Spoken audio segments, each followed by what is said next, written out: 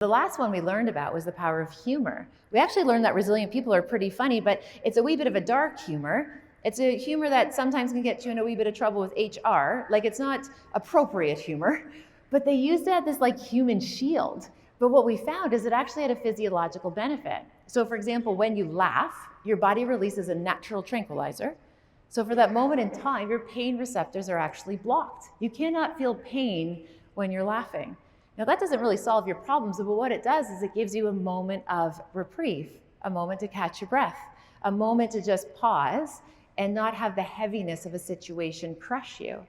Another interesting research finding we learned along the same vein, and I get a wee bit nervous because this is what I get referenced for the most after 20 years, tons and tons of hours of research and multiple books. We learned this, and this is what people talk about the most in my work. Do you want to hear it? Yeah, you probably do, right? You want to hear it? Yeah, of course you do. Thanks. I appreciate that participation. We learned that people who swear, like people who cuss or curse not at somebody, it needs to be more of a floating adjective style. You know what I'm talking about? You all know what I'm talking about. Those folks live longer. Yeah, I know.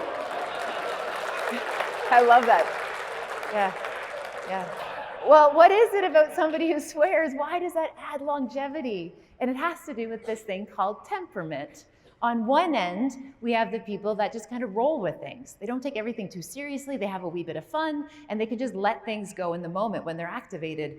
Versus, on the other end, we have the bottlers or the brewers who like to hold on to every offense. They get triggered all the time, and they like to revisit all those, especially between 1 a.m. and 3 a.m. is when they like to revisit it.